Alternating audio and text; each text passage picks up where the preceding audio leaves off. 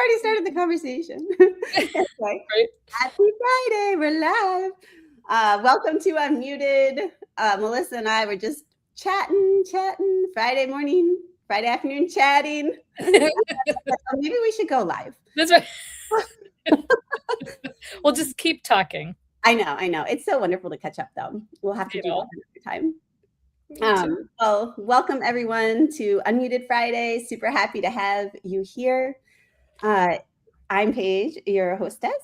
We're here with the beautiful Melissa Davis. I'll give her the mic in a moment. If this is your first time here, just to share a bit about what Unmuted is, it's a platform for females in the workspace, really doing many different things. I've been doing my work for about 20 years, and I meet some really amazing women around the world, like Melissa. And I realized other people are not meeting them, or the people that I know who are amazing don't know these other amazing people.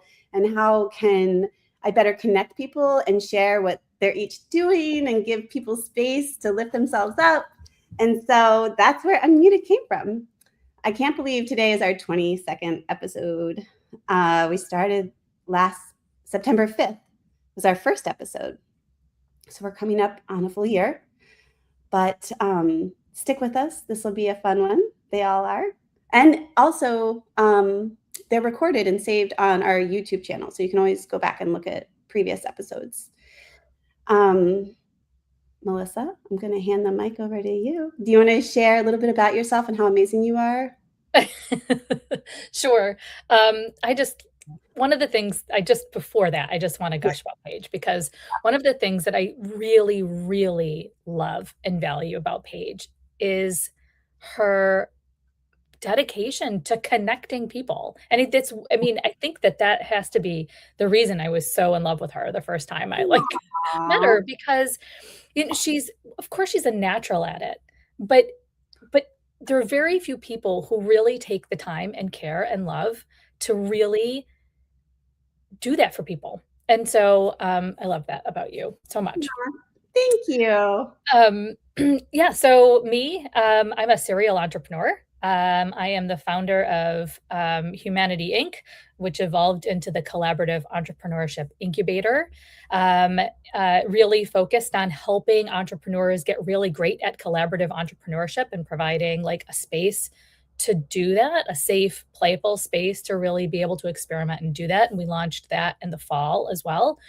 And we're now pulling these things apart a little bit and creating infrastructure for ecosystems built around collaborative entrepreneurship. And so we're launching Cofactor this fall, piloting in Rochester, New York, which is focused on that infrastructure, the infrastructure of ecosystems, and exploring what kind of structure is needed to really facilitate collaborative entrepreneurship. Because it's one thing to get great at collaborative entrepreneurship, and it's another thing to have systems in place that truly support it and really connect our ecosystems, because there are only a few people in the world like Paige. And Paige can only do so much and recognize so much opportunity and connection between people. And a lot of people don't know a Paige. And so our mission is to really illuminate those ecosystems, and not just the whole system, which is fantastic, but what's aligned for you. What are the opportunities that are hidden for you? So anyway, that's our obsession. And yeah. Well, you guys do incredible things. You host. So I know I'm a member. Mm-hmm. Talk a little bit about the membership and how people can tap into this, because you do things where you don't have to be a member, where people can plug in and kind of try it out. I know I was in one of those spaces and I was like, this is so cool. Once a month we run a public lab. It's called the Collaborative Entrepreneurship Lab. And I know it's a mouthful, but it's a space to play in a no commitment way with collaborative entrepreneurship. It's really just an expansive experience with getting into a small lab group, right, of fellow entrepreneurs and exploring beyond the bounds of what you already think about, right, in your own business, and how your contribution fits into the world of entrepreneurship. Because for us, it's all about really reimagining the role of entrepreneur. So instead of like, I have to build this whole, we use a puzzle analogy. I have to build this whole puzzle, AKA your business alone. I have to figure out where all the pieces go. I have to fill the pieces because I don't have any money. And so, I have to wear all the hats and do all the things until I can pay someone to help me.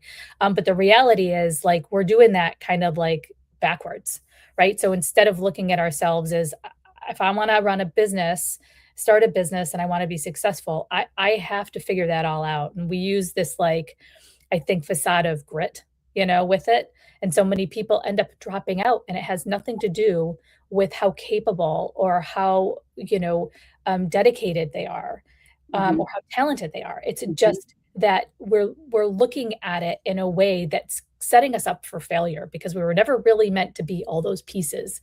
And the fact that we can't be has nothing to do with whether we were meant to be successful as an entrepreneur. Yeah.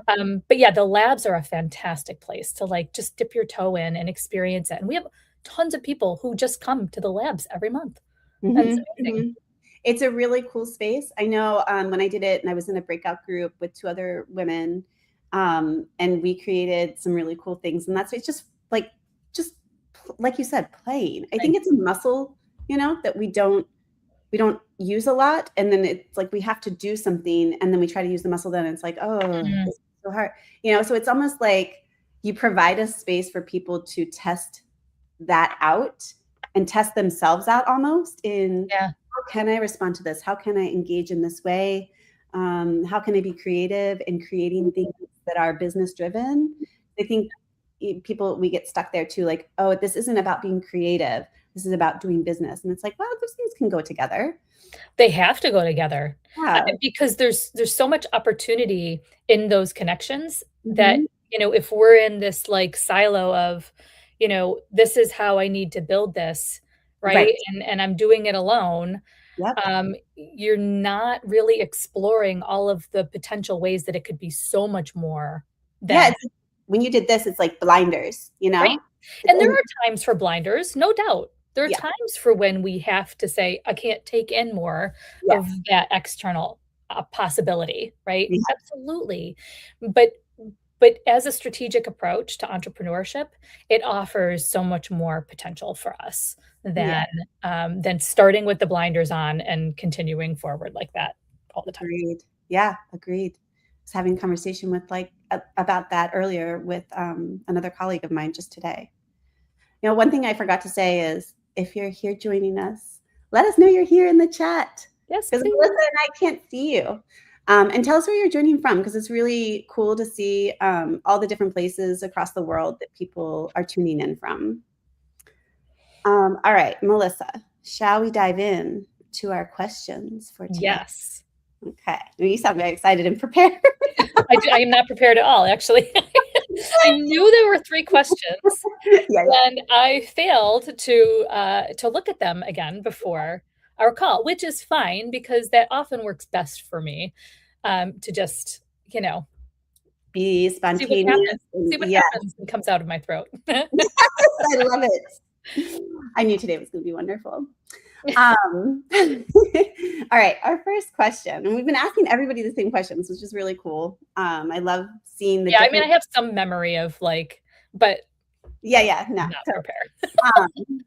No, it's all good. I love seeing the differences and similarities in the answers. It's really fascinating. And then even across age groups and across focuses in work. So it's really fascinating, people that maybe are more in a corporate space versus a nonprofit or social impact space, and the differences that people experience in their leadership journey. Anyway, that's been really, really cool to see. So our first question is, share a mindset shift that you've had along the way that really has shaped the way you lead today. I think this is going to sound really, really stupid. I had to see myself as a leader. I think I became an accidental leader, right? In that I had big visions for what I want to create, but I did not see myself as a leader, right? I didn't. And I still struggle with that, right? And so, I think there are people through their career have stepped gradually into leadership, and that's not what's happened for me. Leadership is required for me to get to where I want to go. Yeah. And so the mindset shift for me is to see myself and to shift into leadership. Um, and that's it's not a fast mindset shift. It hasn't Mhm. been for me. And Mhm. so there is a skill set that comes with that I am gradually adopting. And I don't know that I would say that it's happening at the speed that I need it to. Mm. Um, but it's always something that I think comes with some hesitation and anxiety and fear because you want to get it right. There's so much of it you can get wrong. And so I think there's a trust involved. Mm. You have to trust your own values. Mhm. You have to trust people around you, which that's not the challenge. I don't think for me, but releasing control is. Mhm. Yeah. And so, yeah, it's the mindset shift has been embracing leadership as the role, as the pathway. And Yeah. so that's been challenging. It has been Probably ever evolving, right? ever evolving. I love that though. There have been women that have responded to either the Power Lab, which is the female networking space that I created, or to the podcast when they're invited and they say, "I'm sorry, I can't participate. I'm not a leader." I'm like, it always like kind of breaks my heart, Yeah. and it makes me pause for a moment of who who told this person or who made them believe that they were not. We are all leaders Mm, in different ways. yeah. It's not a title. I think it's a way of being, a way of showing up, Yeah, right? it Um, absolutely is, yeah. yeah, and I love that for the way you're digesting. I think that's how it's been for me too, Melissa. It's a part of the pathway Mhm, um, that is getting you where you want to be. Is right. being a leader in the moment. And sometimes that is really messy, and sometimes you do get things wrong, and sometimes it is scary. But I think that is a part of being a leader. Well, that's the 2 sides that come with, right, leadership, Yep. right? You can accomplish great things because you're leading change through and with other people, Mhm. and with that comes more responsibility, with Yep. that comes more risk, Yep. and I think it's the risk responsibility is that piece of it that gets really scary, especially when you're leading your own That was vision. that's what I was gonna say is like, you're alone and you're leading your thing. I think when I think back to like my professional journey and realizing that leadership is a part of that journey, I had really good leadership there with me that I was able to, and it's so I Yeah, can't imagine doing that by myself. yeah, yeah. Like that is really hard. And a huge piece of this journey for me has been understanding what kind of leadership aligns Mhm, to my vision and my natural state and what that means. And, initially, in my partnership journey, I thought I really wanted to co-lead, right? mhm. That's what, to really co-found. And, it's my co-founders that really kind of pushed me into, even as we're defining these roles for other people in collaborative entrepreneurship, right? The exploration for myself and trying to understand what co-leadership versus leadership Mm, um, with a team mhm. means. Yep, And of course, everyone's leading from these different places. yep. And I had to really step into leading a vision that I came in with and we started with. And so I had to really embrace and still do really have to embrace it that leadership for that comes from me, right? Mhm. And that piece isn't necessarily co-created. How we get Mhm. there absolutely is every single Mhm. day, right? How we get there, and that's where a lot of that control, Mhm. comes in. That, and there's probably other questions, the other 2 questions that kind of, I think, fit into that, but, um, And it's hard. It's hard to release that control, especially when it's your vision. And I yep. mean, and that's why, like you've already said this, surrounding yourself with people that you can trust and that are good people that are going to do good work, and you know that. Um, Oh, I mean, that's everything. yeah, it's a huge part. It's a huge part of it. Whether it's co-founding something or it's just partnering with someone or even having, someone come in and do some work for you. Yep. All of those, situations. Yeah. Yeah, and trusting their leadership in that. Exactly. Yep. Exactly. Yep. And And there's such being okay freedom. with things messing up. There's such yeah.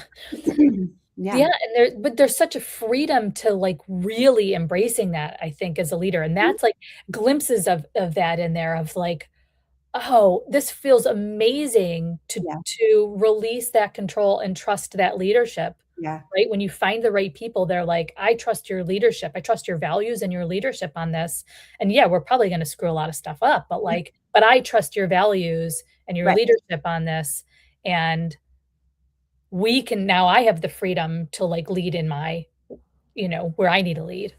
Exactly. It's critical, and especially when you talk about growing something. Yeah. Okay, our next question.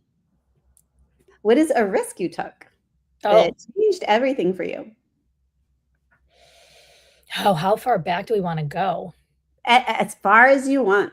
I know when I think about myself, mine goes way far back. I think mine goes way far back too in personal leadership. Mhm. Um, in college, Mhm. and this kinda go this really, like, in hindsight, makes a lot of sense for me, but in the moment, it did not. Um, a friend of mine was going to a study abroad meeting Mhm. our sophomore year of college, and I it was like an adjacent friend too, it wasn't even like a close friend of mine, and, I'm like, "I'll go with you." It was literally like just a, "I'll go with you." I was quiet, like,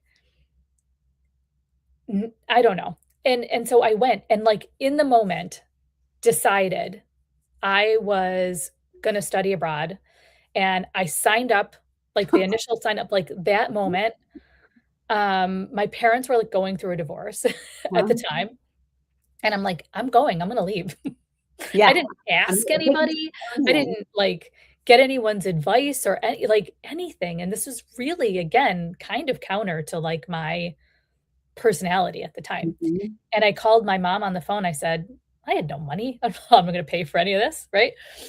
I'm signed up to study abroad in London for a year."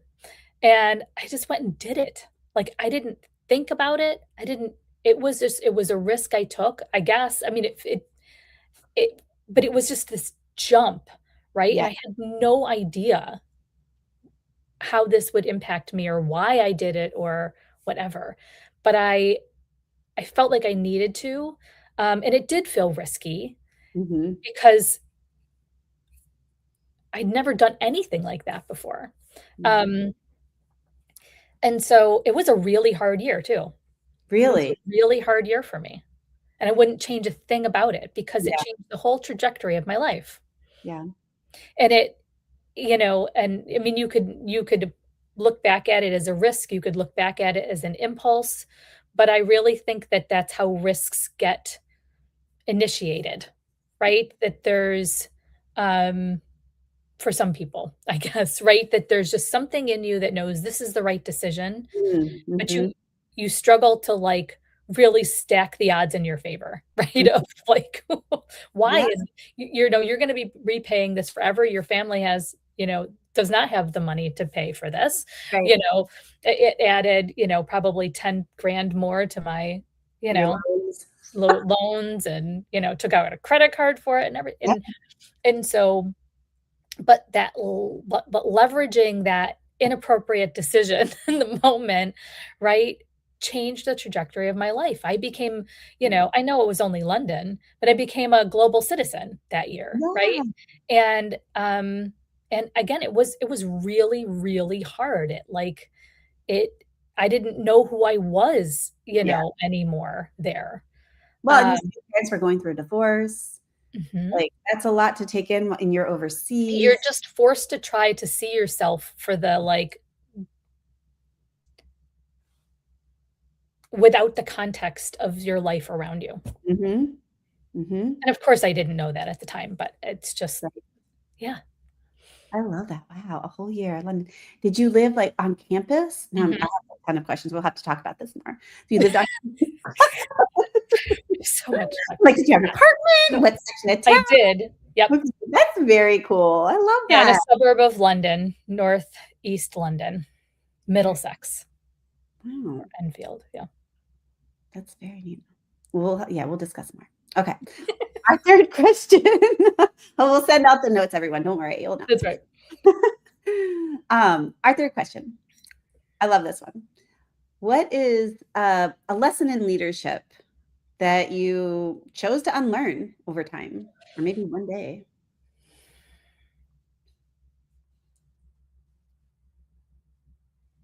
This is a really good question. I know I love this one. It's a tough one. Hmm. It is Also, a tough one too. if you're just joining us, let us know you're here in the chat. Say hello. One of the things that I think frustrates me about leadership, um, Mhm. is that there should be a playbook for it, I Ooh. think. Um, it's inherently messy, Mhm. and, of course, there are, I think, frameworks and mindsets and, there's all this self-improvement that we can do. Mhm. And I think that sometimes it gets in the way from really understanding people and understanding the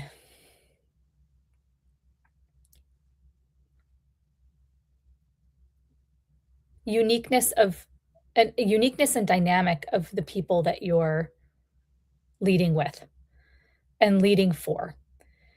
Um, and I think one of the fears I have is about and it's easier to disconnect yourself more from the people you're leading for, Mm. I think over time. Um, but I think that there's a risk to moving too far away from that and that continuous, um, interaction of navigating human relationships. Mhm. I'm not Mhm. sure if I'm, gonna land a plane on that one or not, but, No, um I love it. It's like the psychology. It's like you should have to take a psychology course or dynamics of human relationship, the history of human relationships, because I think, yeah, you're right. because it's always changing. Mhm. It's always changing, and I think there's a lot of value in having a decorum, having that structure, having all of that in place, but I know with the leadership journey that I've been on and the people that have been on that leadership journey with me, we have discovered so much about each other and for each other in this process of growing together along that leadership journey. And I suppose at some point one might feel like I've learned that and and so maybe it's that I'm a baby leader, right? Baby leader. A baby leader. But I don't think that but I don't ever want that to not be a part of that process, right? To Mhm. sit in that in a place of leadership and have this is the structure of how I lead without and and not be evaluating and navigating the environment and the people that you're leading with and for all the time. Yeah, it's a thing in itself to hone without actually implementing on or in the space, right? It's like it's this dual implementation. There's a part just for you, and then there's the external part that is for the others that are engaging with you. Right. Yeah. And I think a lot of that is humility. And I think a lot of that is vulnerability, continuing to be a vulnerable human being on that journey. Yes.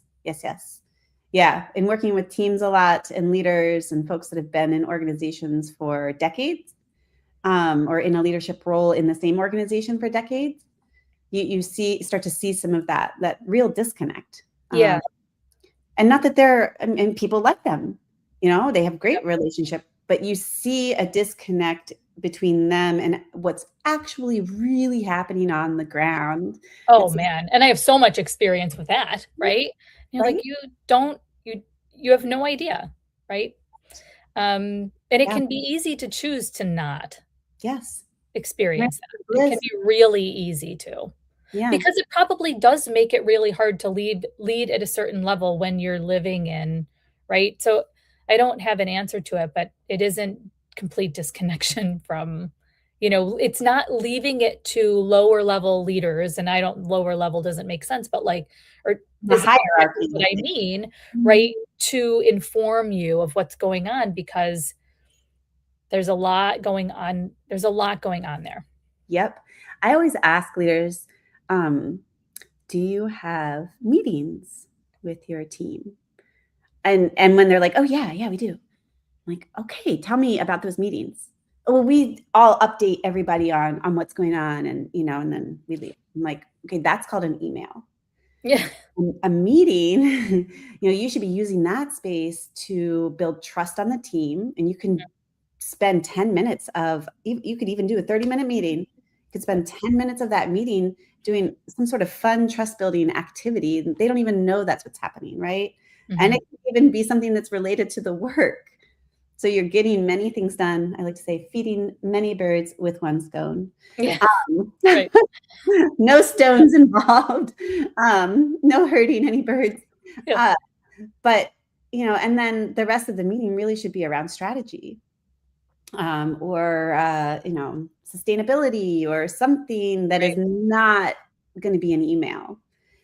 Because I think that's, to your point, it's like leaders, you're visioning, you're doing the other stuff that other people can't do. Yep. And you just, that gap grows so much. Even if you have a great, next layer of team, you still have to practice and exercise that muscle. Right. And even outside of the human piece of it, if you're not doing that, you can't be informing the vision. You don't get the feedback loop about where you're headed, right? Or if where you're headed is really serving what you want it to do. And so, yeah. Or people will be there where you're headed. Right. Or if people want to come along with you on that journey even. Yeah. People get into a bubble. Yep. Well, this was an awesome conversation, Melissa. Just looking at the time and wanting to respect your time. That went fast. 30 minutes flies. I hope folks really enjoyed this conversation. Reach out to Melissa, connect with her. She's on LinkedIn. And I've done some posts. If you need to find her, you can find her there too. But definitely reach out. Her collaborative entrepreneurship lab is so fun. Check that out, and all of the other amazing work she's doing. She didn't even talk about the awesome work that she's actually doing in Rochester, directly there. But anyway, go find her. We hope to see you in 2 weeks for our next Unmuted, episode 23. And then also July 17th, we're having the Unmuted Power Lab, which is the virtual networking space just for women. So if you want to check that out, reach out, or you can find it on my LinkedIn somewhere.